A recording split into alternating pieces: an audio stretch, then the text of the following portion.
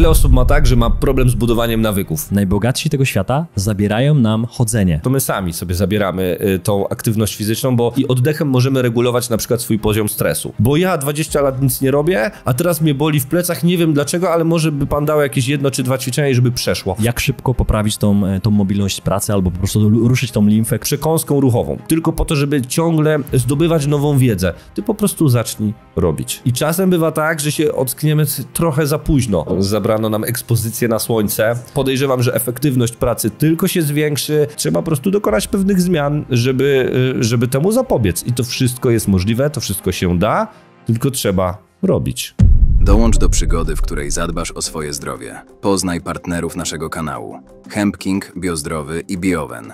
Odkryj produkty konopne, zdrową żywność z czystym składem i suplementy diety bez zbędnych dodatków. Linki do naszych partnerów znajdziesz w opisie pod filmem.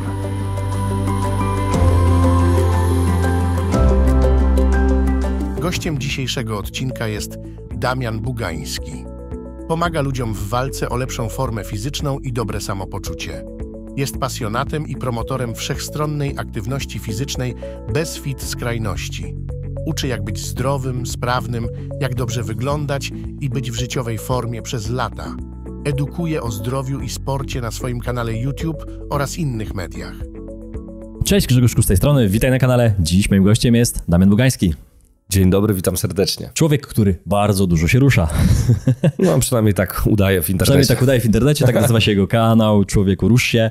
I dziś na początek zdjęcie. Dziś na początku zdjęcie. Dla tych, którzy nas oglądają, proszę bardzo dobrze się wpatrzeć w to, co widzicie. A dla tych, którzy nas tylko słuchają, to ja opowiem, co tutaj na tym zdjęciu jest.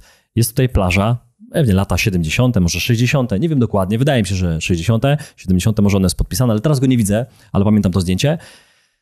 Gdzie na plaży widzimy szczupłych ludzi, kobiety, mężczyzn, dzieci też się tam pojawiały. Widać tych ludzi, że oni wszyscy mają włosy, ja to pamiętam. Nie ma łysin, to jest w ogóle też ciekawe. I praktycznie nie ma tam w ogóle tatuaży na ciałach tych ludzi. Opalone ciała, to też jest zdrowa opalenizna. I dzisiaj wiemy, jak wygląda plaża dzisiejsza. Jak pojedziemy sobie nad morze, obojętnie czy to polskie, czy to zagraniczne, Hiszpania, Włochy, czy inne kierunki. Jak tam wygląda plaża? I nie mówię tu o Polakach. Tylko mówię tutaj o wszystkich nacjach z całego świata, czy to Europy, czy to Stanów Zjednoczonych szczególnie. Jakbyś to podsumował, to zdjęcie, Damian? Co tam widać i dlaczego ta zmiana tak szybko zaszła? Wiesz co, zmieniło się w zasadzie w tym czasie wszystko. Od postępu technologicznego, przez to, że dużo mniej sportu uprawiamy, ruchu zażywamy, bo dużo mniej musimy, bo tak naprawdę teraz jedzenie jest na dowóz, jakby ludzie nie pracują w ogródku, nie robimy tych wszystkich aktywności, które kiedyś ludzie robili.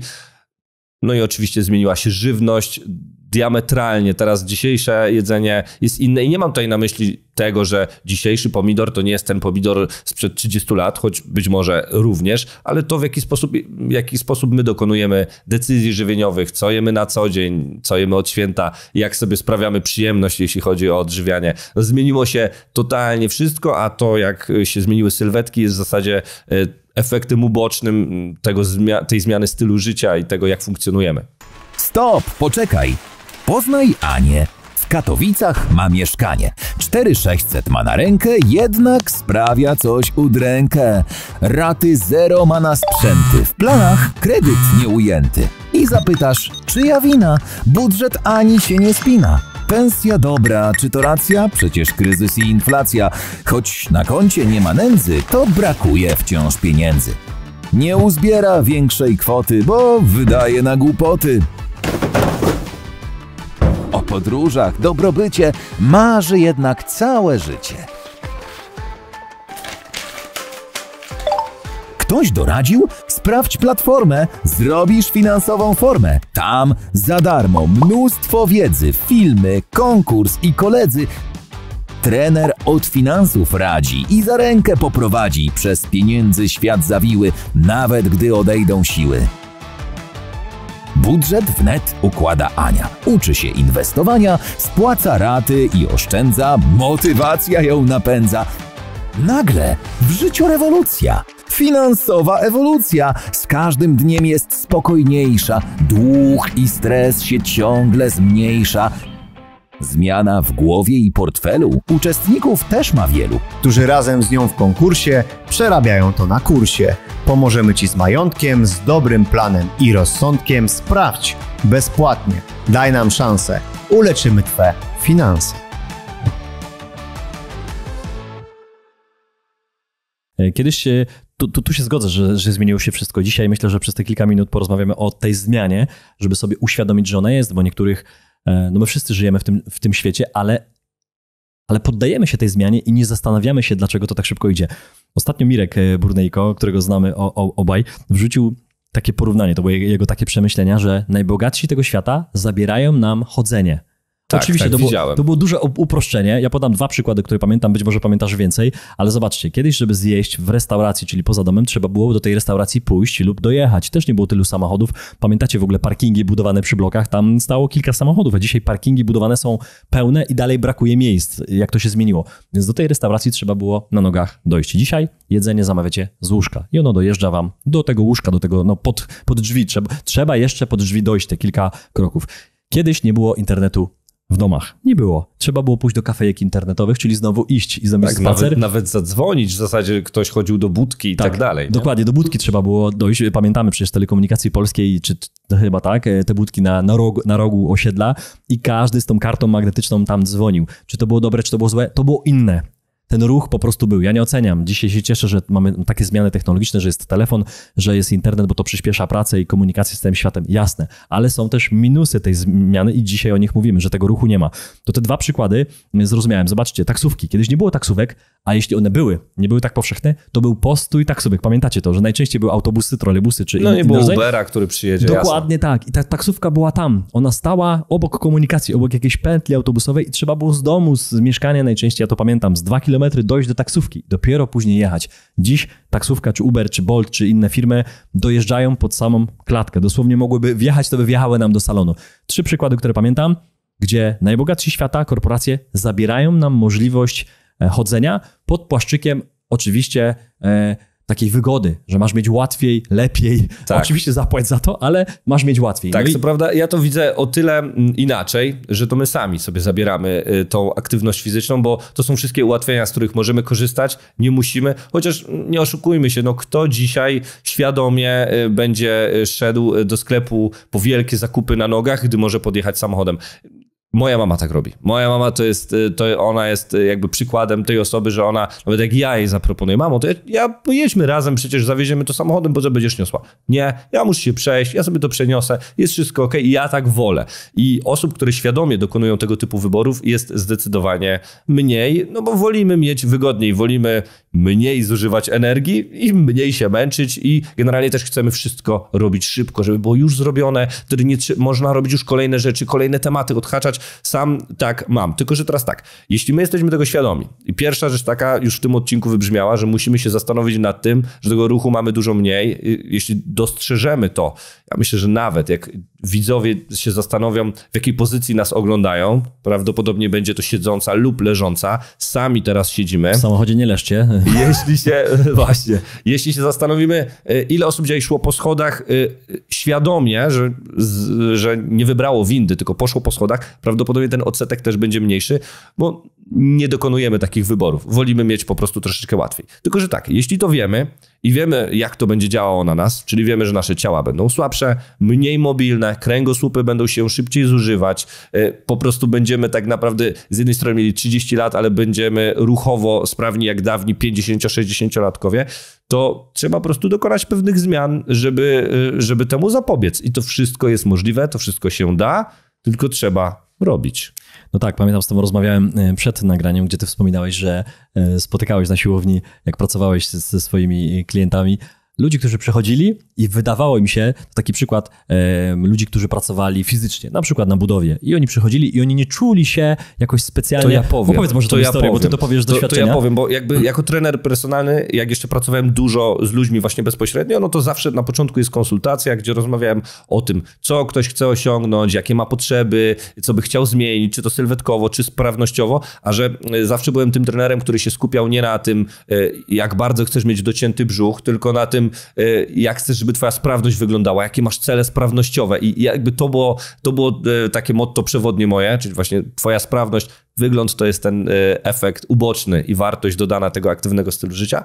To właśnie było tak, że jak przychodził ktoś, kto pracował za biurkiem, w jakiejś korporacji i tak dalej, to on często uważał, że no nie jest najlepiej, ale też nie ma tragedii, przecież jeszcze niedawno na studiach to on w ogóle wymiatał. Po czym się okazało, że 10 przysiadów w pełnym zakresie ruchu jest czasem niemożliwe. Wiszenie na własnych dłoniach bez żadnego obciążenia na drążku powoduje, że dłonie tak bardzo bolą, że odciski, że coś i jest problem. Nie mówiąc już o jakimś podciąganiu czy pompkach. A z drugiej strony przychodził ktoś, kto pracował fizycznie, nie wiem, jako malarz, gdzieś na budowie, układał kostkę brukową na przykład i przychodził i mówił, nie, no ja jestem w tragicznej formie, w ogóle nic się nie zgadza, wszystko mnie boli, zero kondycji i się okazało, że mobilność stawów ponadprzeciętna, siła ponadprzeciętna, chwyt, kondycja, wszystko jest na dużo wyższym poziomie.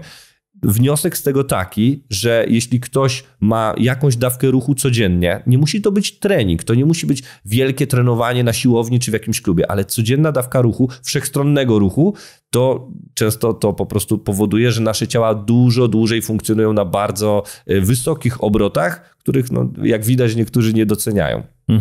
Ja pamiętam taką zasadę, ktoś mi kiedyś ją podpowiedział. Zasada brzmiała 3 razy 30 razy 130. Czyli 3 razy w tygodniu, to tak rozwinę, 3 razy w tygodniu, krótki, 30-minutowy, jakaś aktywność, żeby to tętno skoczyło chociaż do 130. Czyli to mógł być nawet szybki spacer, taki bardzo szybki, jakiś lekki truk, może jakieś pływanie, może inne aktywności, które lubicie, ale żeby to było 3 razy po chociaż te pół godziny. I pytanie, czy my na to mamy czas. Tu się właśnie to pojawi. I teraz chciałbym to połączyć z tym, co się wydarzyło w 2020 roku. Przez ostatnie przecież już 4 lata. Szybko to bardzo leci, bardzo szybko to leci. No i teraz część osób, bo to widzimy nie tylko na plażach i basenach, ale sami to widzicie, że mogłoby być lepiej. Ja sam o sobie to mówię, że mogłoby być lepiej, ale widziałem, że jakiś czas przespałem i stwierdziłem, że poczekam, że może trochę później. No i teraz wróciliśmy do domu, jeśli chodzi o pracę. Zobaczcie, pojawiła się w ciągu tych 4 lat również zmiana zawodowa, bo przecież mnóstwo z was pracuje w domu i część mówi, że to jest super dla relacji, dla czasu, dla rodziny, dla dzieci, nie trzeba w korkach stać i tak dalej, i tak dalej. Ale znowu, zobaczcie, co tam się wydarzyło. Zabrano nam, tym, którzy szli na pociąg, na metro, na autobus, ten spacer w jedną i w drugą stronę, później dojście z metra do pracy, do biura, często mi po schodach czy jakimś parkiem, tego już nie ma, bo siedzicie w domu. Zabrano nam ekspozycję na słońce, na świeższe powietrze, też na relacje z innymi ludźmi, co dla naszej psychiki jest ogromnie istotne. Tak naprawdę, znaczy zabrano, tak się wydarzyło, że to wszystko utraciliśmy. I teraz znowu świadomie trzeba na to znaleźć przestrzeń i ja też wiem, jak ciężko jest znaleźć przestrzeń, bo przecież jak ja nie muszę dojechać do biura, sam czasem tak mam, to ja może wstanę, ja zostanę w domu. Wstanę później troszkę? Nawet wstanę tak samo, a ile więcej zrobię. Nagram, odpiszę, przecież nie trzeba jechać do biura, nie trzeba tracić tego czasu.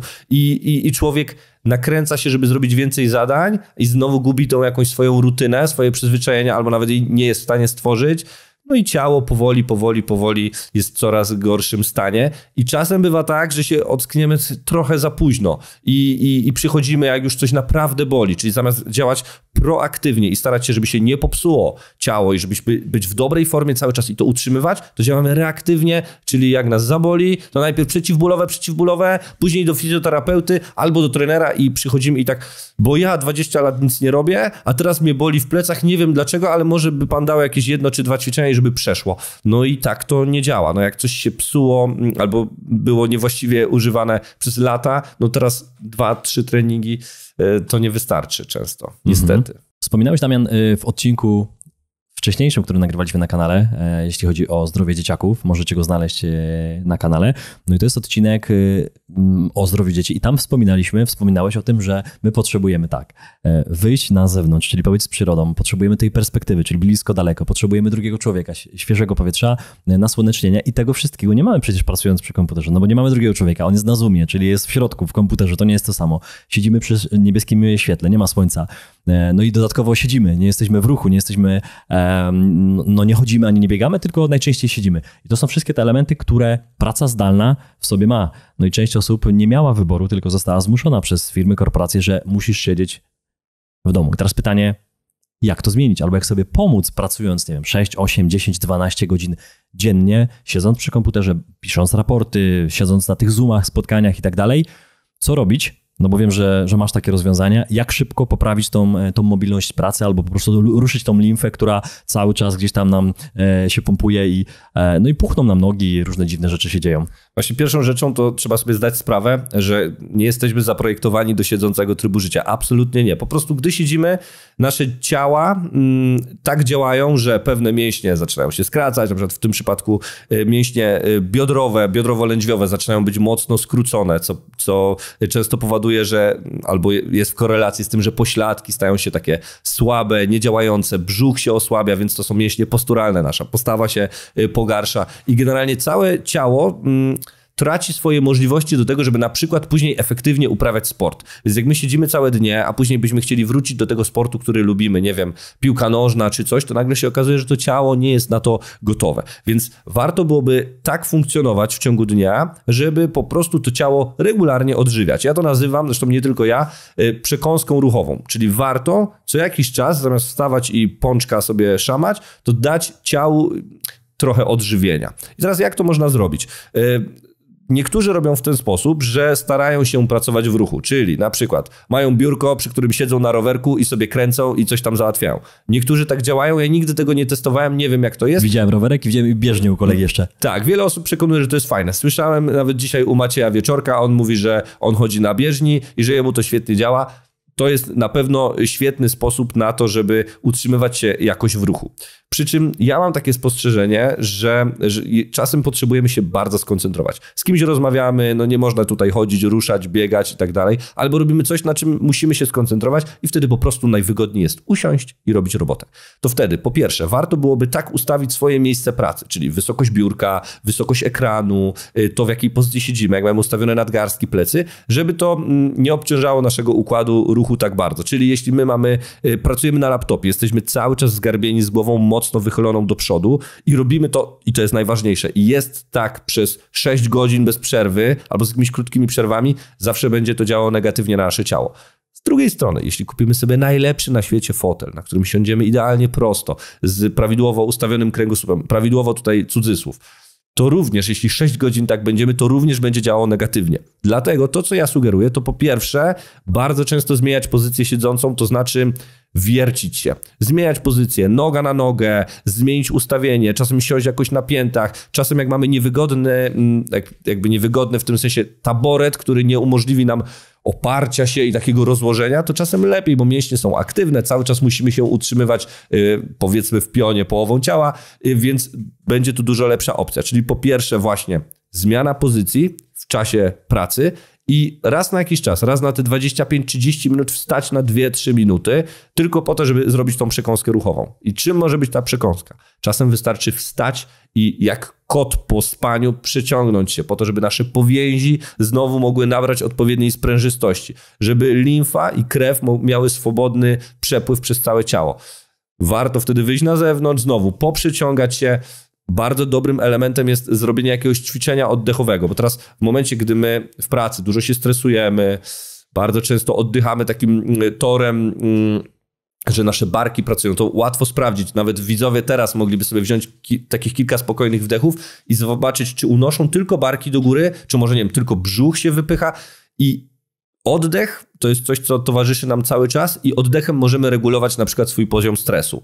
I teraz jeśli my ciągle oddychamy krótko, jest szybki wdech, krótki wydech, ciągle nam pracują barki do góry, bardzo często będziemy mieli ponapinane karki, szyję, tutaj wszystko będzie takie zaciśnięte, obolałe, często będzie jakieś bóle głowy, drętwienia rąk. Więc na przykład w czasie takiej przekąski wstaję, wychodzę sobie, nie wiem, na balkon, albo po prostu wstaję, przyciągam się parę razy, robię sobie spokojny wdech, 3-sekundowy przez nos, 6-sekundowy wydech, spokojny, robię tak 5 razy, później cokolwiek, co znamy z WF-u, zrobimy jakiś skłon boczny, machniemy parę razy nogą, zresztą moglibyśmy to wszystko pokazać, ale to może w kolejnym odcinku. Następnym razem, bo ja tutaj tak, Achillesa sobie zepsułem. Na drugiej byśmy musieli. Ale lewą nogę mam sprawną całkiem. I wtedy trwa to 2 minuty. Wracamy po tych 2 minutach, mózg jest dotleniony, ciało jest odprężone, możemy wrócić do roboty, znowu możemy pracować na maksa przez te 30 minut, 40 minut i znowu na 2-3 minutki wstać. Będzie to dużo lepsza opcja niż siedzenie cały czas. Podejrzewam, że efektywność pracy tylko się zwiększy, nasz układ ruchu nie dostanie tak po tyłku i wtedy naprawdę będzie łatwiej, żeby utrzymać się w ryzach. No oczywiście, to nie jest tak, że wystarczy 2-3 minutki w ciągu dnia, żeby być wysportowanym. Ten trening lub jakaś dodatkowa aktywność fizyczna po pracy lub przed pracą, no to też musi być nasza codzienność, ale jak ktoś, kto nas słucha, w ogóle nie robi nic, to niech on zacznie małą łyżeczką, niech sobie zrobi te małe zwycięstwa, niech zrobi cokolwiek, co spowoduje, że wyrobisz sobie takie przekonanie, że kurczę, miesiąc temu to w ogóle nie robiłem nic, a teraz to wstanę, poprzeciągam się, coś tam zrobię, może jakieś pompki zrobię w domu rano po myciu zębów, tak żeby mi się te pompki przykleiły do mycia zębów, a jak umyję zęby, to sobie trzasnę tyle pompek, ile dam radę. Jak to będzie 3, to niech będzie 3, jak będzie 8, będzie 8, będzie kiedyś 35, wspaniale. Jak ktoś sobie powiesi drążek gdzieś tam w domu i choćby sobie na nim powisi. Kiedyś się może będzie podciągał, a może się kiedyś podciągnie na jednej ręce, kto wie. Ale niech ma w ogóle opcję na to, żeby z tego skorzystać raz na jakiś czas. I to naprawdę wystarczy. I zanim będziemy mówić tutaj o takich rzeczach, ile serii robić w kontekście hipertrofii, czy jakie ćwiczenia na mobilność biodra, żeby zrobić pełny, głęboki przysiad ze sztangą, zanim będziemy mówić o takich niuansach, to po prostu trzeba sobie wygospodarować tą przestrzeń do tego, żeby robić cokolwiek regularnie, bo my nie doceniamy tego, jak drobne rzeczy powtarzane regularnie przez dłuższy czas, jak bardzo one procentują. Często przeceniamy to, że dobra, to ja teraz cel maraton i ja po prostu maraton za 2 miesiące, ja teraz biegam codziennie i kończy się to dyskopatią.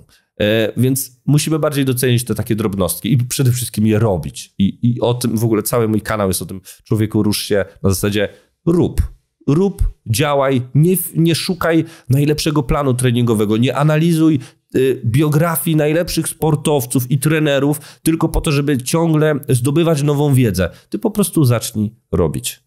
My do tej aktywności bardzo zachęcamy, bo wiedzy jest bardzo dużo, a tej bierności też jest bardzo dużo, więc tej aktywności myślę, że brakuje. Na zakończenie zachęcam, to jest apel do szefów firm, często korporacji, żebyście swoim pracownikom dali taką przestrzeń. Być może zrobili spotkanie, żeby dać im wolną rękę, żeby oni wiedzieli, że oni mogą od tego biurka, od tego telefonu, jak call center to jest, żeby oni mogli odejść od tego biurka, pójść, a może warto zorganizować jakieś zajęcia, może jakąś salkę, gdzie po prostu kupić może jakieś właśnie skakanki, może coś takiego, żeby oni tam mieli taką możliwość zamiast na kolejną kawę, zamiast na kolejnego pączka do takiego miejsca, tylko takie miejsce, żeby zorganizować, żeby twoi pracownicy, wasi pracownicy mogli pójść, bo ta przekąska, tak jak mówisz, zamiast pączka, tylko taka dla ciała będzie dużo lepsza później dla sprawności umysłowej całej załogi. A żebyśmy tylko nie mówili, to na zakończenie prezent od Damiana, bo przygotowaliśmy coś, będziecie to mogli w opisie pod filmem sobie pobrać bezpłatnie, to są dodatkowe, no właśnie, co to jest? Co to za prezent, Damian?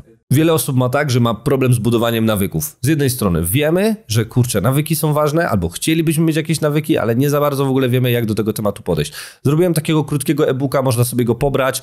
Pigułka wiedzy o tym, jak najprostsze nawyki związane z aktywnością fizyczną do swojej codzienności wprowadzić, żeby to się stało naszą codziennością i żeby nie trzeba było ciągle używać silnej woli do tego, żeby pewne rzeczy wykonywać, żeby nie trzeba było się zmuszać, tylko żeby weszło nam to w krew. Więc myślę, że się przyda dla kogoś, kto chce wystartować i dobrze ruszyć z aktywnym stylem życia. Dokładnie tak. Wszystko to macie w opisie. Pod filmem trzeba sobie rozwinąć, a zapraszamy oczywiście również na twoje kanały na YouTube'a. Proszę, zareklamuj się teraz, gdzie cię można znaleźć, gdzie można pooglądać więcej filmów, które ciągle nagrywasz. 2 kanały. Kanał Człowieku Rusz się taki główny. On jest głównie taki merytoryczny, tam jest dużo wiedzy, ale nieco mniej praktyki, bo tym drugim kanałem, kanał, który się nazywa Rób Ruch, to jest kanał praktyczny. W większości to są po prostu treningi, które można odpalić. Ja dokładnie omawiam ćwiczenia, omawiam technikę, ale przede wszystkim wykonuję te treningi. Można sobie razem ze mną na ekranie potrenować mocno sprawnościowo, prozdrowotnie, mniej kulturystycznie, ale po to, żeby ciało miało dobrą kondycję, dobrą mobilność, dobrą wytrzymałość.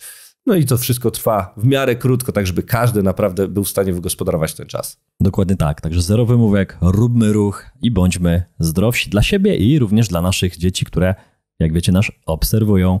Wszystkiego dobrego, wszystkiego zdrowego. Dzięki, Damian, za mnóstwo wiedzy. Dzięki wielkie. Do zobaczenia. Do zobaczenia. Dziękujemy, że byłeś z nami. Jeśli wciąż odczuwasz dreszcz emocji po naszym show, nie krępuj się pokazać nam tego palcem w górę i zasubskrybować kanał, abyś nie przegapił kolejnych filmów. Nie zapomnij też zanurzyć się w wcześniejszych odcinkach na naszym kanale lub posłuchać ich w formie podcastu. Do zobaczenia!